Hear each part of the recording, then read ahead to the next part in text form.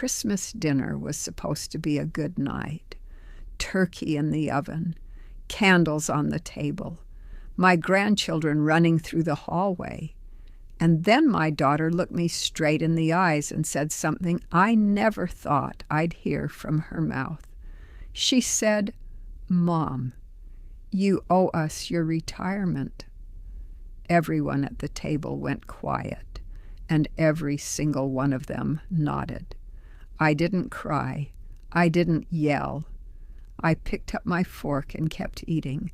But that night, everything changed. Before I go any further, drop a comment right now telling me what city and state you're listening from. I love knowing where my people are. And if you're not subscribed yet, do it now. Hit that bell too. YouTube doesn't show these stories to everyone. If you don't subscribe, you might never see what comes next.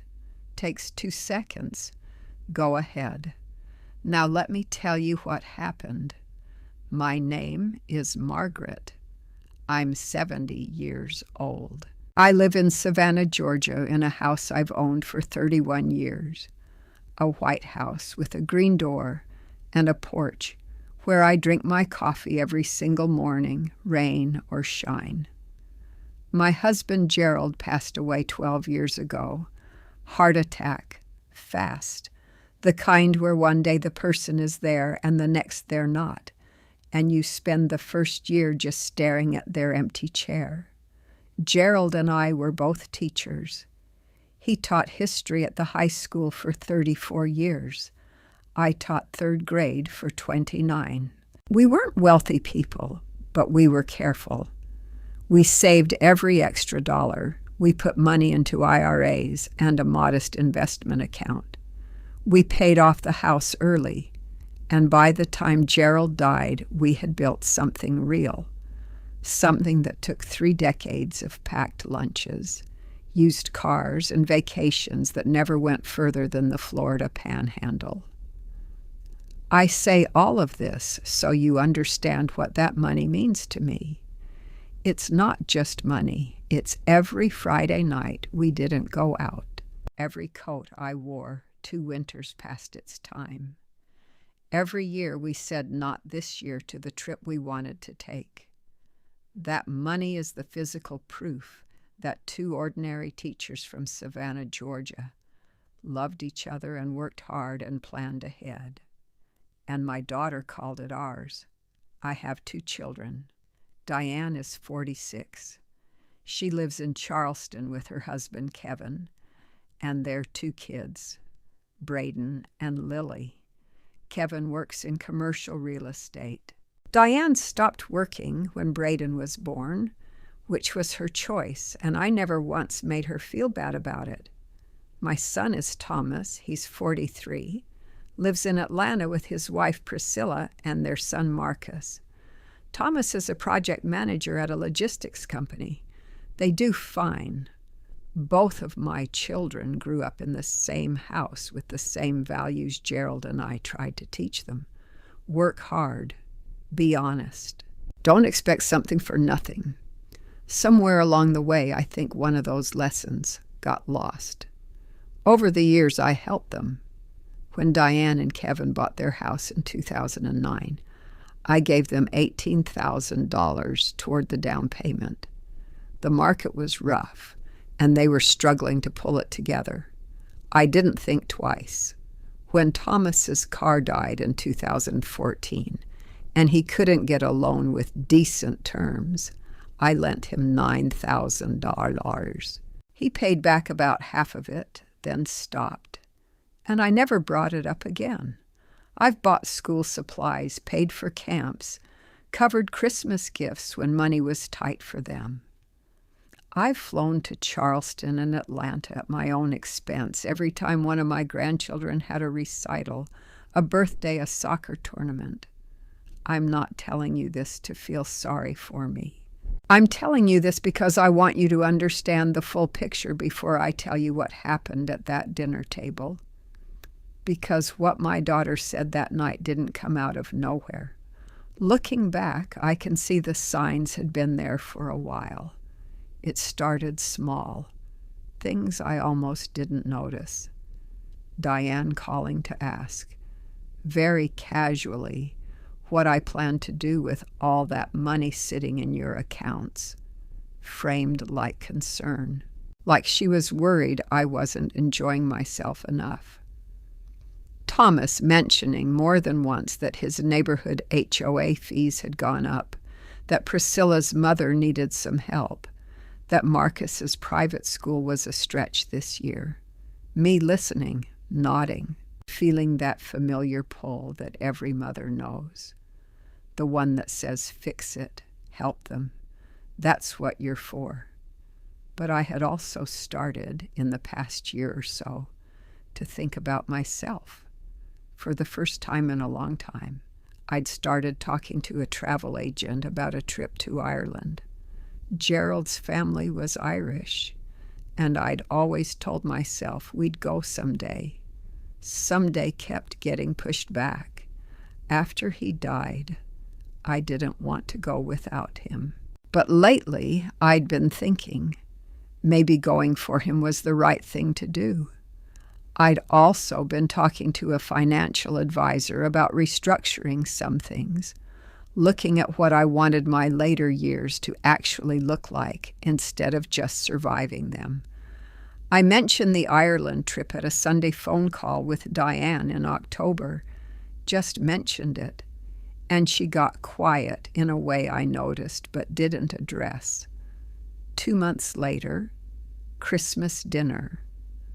The food was good. I made the turkey. Diane brought sweet potato casserole and a bottle of wine she'd clearly bought to soften something. The kids were loud and happy the way kids are at Christmas. Kevin was talking about some real estate deal. Thomas was telling a story about something at work. Priscilla was helping Marcus cut his food. Everything felt normal. Then Diane said, Mom, we wanted to talk to you about something. We, that word, that carefully chosen we. I looked up. Kevin set down his fork.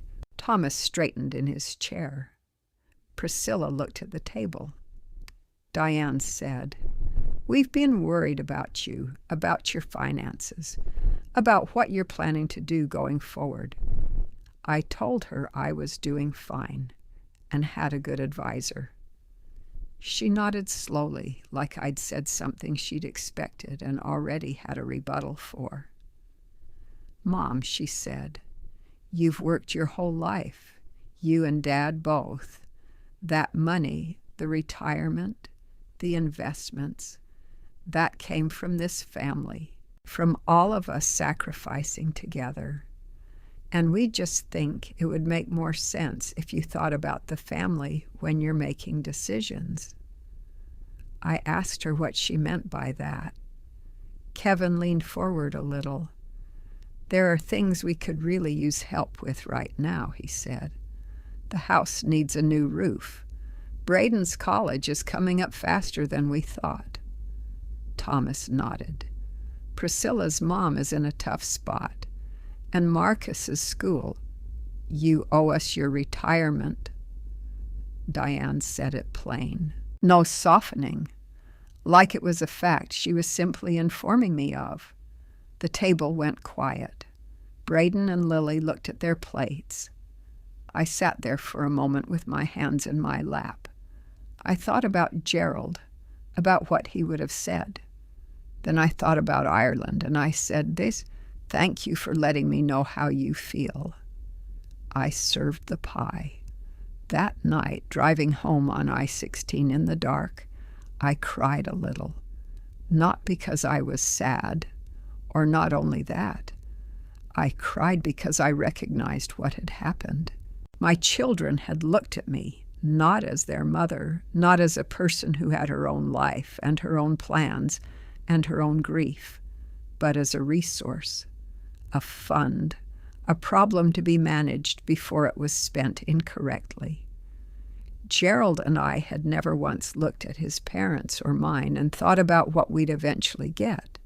I couldn't imagine it, even when money was tight. I couldn't imagine sitting across from my mother at Christmas and telling her she owed me something. I pulled into my driveway, sat in the car for a few minutes. Then I went inside and called my attorney's answering service and left a message asking for an appointment first thing Monday morning. My attorney is a woman named Patricia Hollis. She's been handling my affairs since Gerald died. Sharp, no nonsense, the kind of person who doesn't waste your time or hers. I was in her office by 9:15 Monday morning. I told her everything. She listened without interrupting, which is one of the things I appreciate about her. When I finished, she asked me one question: "What do you want?" And I realized I knew exactly. I wanted to make sure that the money Gerald and I built together went to things we actually believed in. I wanted to take my trip to Ireland. I wanted to stop feeling like a bank with a heartbeat. Patricia and I spent 2 hours that morning going through everything: the will, the trust, the beneficiaries on every account, the future charitable donations I'd been thinking about for years, but never formalized. By the time I left her office, I had signed several new documents and set several things in motion that could not be easily undone. Here's what changed: the bulk of my estate, the house, the investment accounts, the bulk of my savings was restructured into a charitable remainder trust. That trust, upon my death, would distribute the majority of its assets to 3 organizations: a scholarship fund at the elementary school where I taught for 29 years, a children's hospital in Savannah that had taken care of a student of mine years ago who had no insurance, and a small public library in the town in Ireland where Gerald's grandmother was born. I'd looked it up one night after Gerald died. It existed. It had a donation page. I'd thought about it ever since. My children, Diane and Thomas, each received a modest inheritance in the updated documents. Enough to mean something, not enough to replace their own income or solve problems they had created themselves. I also updated all beneficiary designations on my retirement accounts. Patricia had explained to me years ago that those designations override a will entirely, and I had never updated them after Gerald died. His name was still on most of them. I fixed that. I left the appointment, drove to a diner on Abercorn Street, ordered a BLT and a cup of coffee, and sat by the window and watched people walk by in the December cold. I felt something I hadn't felt in years. Calm. I went to Ireland in March. I flew into Dublin on a Tuesday morning, rented a small car, drove west, through countryside that looked nothing like Georgia, and somehow still felt like somewhere I recognized. I found the town. I found the library, a small stone building on a corner, older than anything in Savannah by at least 200 years. There was a desk near the window with a lamp on it, and an older woman behind the desk who looked at me when I walked in, like she was genuinely happy to see me. I didn't tell her who I was or what I was planning. I just browsed for a while, checked out a novel, left a small donation in the box by the door. I sat on a bench outside for 20 minutes in the cold. Gerald would have loved it there. I took a photo of the street to show him someday, in whatever way that's possible. In April, Diane found out. I'm not entirely sure how. Patricia's office is discreet, but these things have a way of surfacing. I think one of my accounts sent a statement that showed updated beneficiaries, and Diane, who had always been listed as primary, noticed her name was gone. She called me on a Thursday afternoon. I was pruning the hydrangeas on my porch. "Mom," her voice was tight. "What did you do?" I told her I'd updated some things with my attorney. "You changed your will." I said I had restructured several things. "Yes." "Mom," a long pause. "How could you do this to us? After everything," and that phrase, after everything, I sat with it for a second. After everything, after I gave her $18,000 for a down payment, after I bought her children's school clothes and birthday presents and flown to every recital, after I never once made her feel guilty for not working, after I spent 29 years in a classroom full of other people's children and came home and raised my own with every bit of energy I had left. After everything, I told her I loved her, that I always would, that nothing about my love for her or for Thomas had changed. "But," I said, "when you told me my retirement belonged to the family, you were wrong, and I think somewhere in you, you know that." She was quiet for a long time. Then she said, "Is there anything I can do to—" "Diane," I said, "I'm going to finish pruning my hydrangeas now. They're looking a little overgrown. You should come visit sometime. Bring the kids." And I hung up. Thomas called 2 days later. His conversation was shorter. He was upset, but there was something else in his voice underneath the upset, something that sounded almost like embarrassment. He knew what had happened at that dinner table. He had sat there and nodded when Diane said what she said. I think he'd been waiting for the consequence of that. I told him the same things I told Diane, that I loved him, that I wasn't punishing him, that I had made the decisions that reflected what I actually wanted, and that those decisions were mine to make. He said, "I know, Mom." Quietly. That was enough for me. Kevin, Diane's husband, sent me a letter, actual paper in an envelope. I give him points for the effort. The letter made an argument about how Gerald would have wanted the money to stay in the family, which was quite a claim from a man who knew Gerald for 11 years and spent most of those 11 years talking about commercial real estate at the dinner table. I folded the letter and put it in the recycling bin. It's been about 8 months since that Christmas dinner. Diane and I are in what I would call a careful peace. We talk on Sundays, shorter calls than before. She came with the kids in July for 4 days. We didn't discuss money once. Braden and Lily ran through my yard the same way they always have, and I made them grilled cheese for lunch, and we watched a movie on the couch, and it was fine. It was more than fine, actually, because I wasn't sitting there performing generosity out of obligation or fear. I was just their grandmother. That's all I ever wanted to be. Thomas and I have actually grown closer in these months, which surprised me. He called one Saturday just to talk, not about money, not about anything.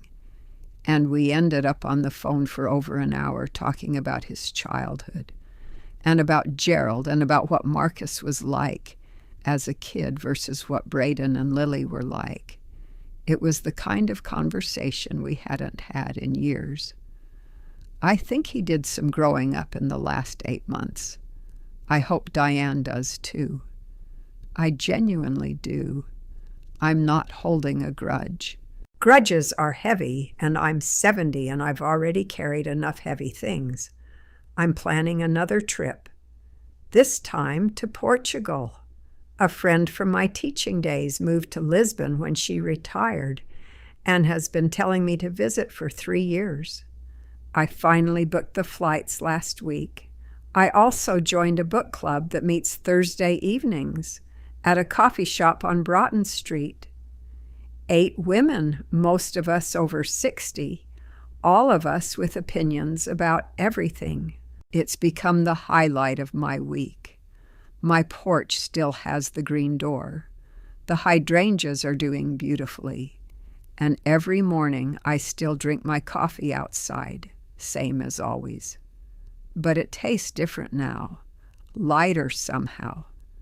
I want to say something before I go, because I think some of you know exactly what I felt at that table. Some of you have children who see your retirement and see their inheritance, who measure your value in what you're going to leave behind instead of who you are right now, who have quietly decided that your second half of life should be spent serving their needs instead of your own. You are not a fund. You worked for that money. You planned for that money. You said no to things for decades so that you could eventually say yes to yourself.